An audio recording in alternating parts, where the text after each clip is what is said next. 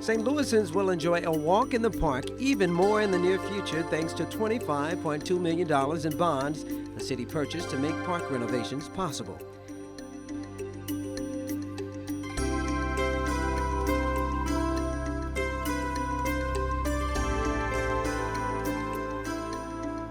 The funds will enable the city to make some form of improvement to all of its parks scattered throughout the city, with the bulk of the work happening at the major ones that include Carondelet, Fairground, O'Fallon, Wilmore, and Tower Grove parks.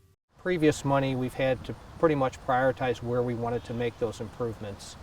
We couldn't hit every park, and so with this $25.2 million, which is a large source of funds all at one time, we will be able to hit all of our city parks and find major improvements that have been neglected from past years. Officials estimate it would take about $125 million to totally repair all the parks. Commissioner Skillman admits the recent bond funds are just a small portion of that number, but the amount is very substantial in terms of the impact it will make. You are going to see improvements to playgrounds, you're going to see improvements to park buildings. You will see ADA improvements, which are the Americans with Disability Act.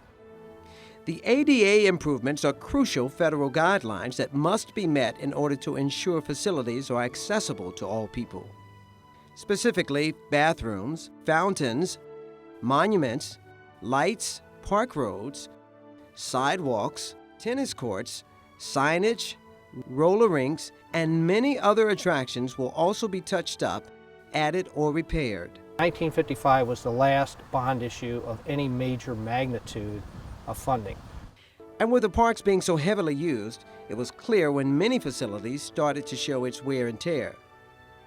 We have been utilizing a 1/2 cent sales tax that was passed in 1994.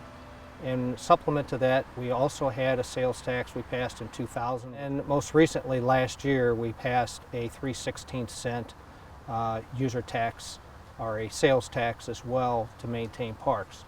We will continue to seek other sources of funds. We do have 3 levels of funding sources right now that we are using a portion of that to pay back the bonds. We did not bond all 100% of those funds. We did maintain 25% of the monies to take care of emergency needs or unanticipated needs.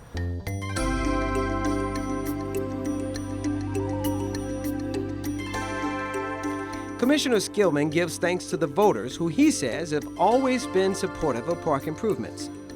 Renovations will take a few years to complete, and officials hope it will show the city cares for its parks and are willing to make needed investments. Reporting for STL TV, I'm Tim Langley.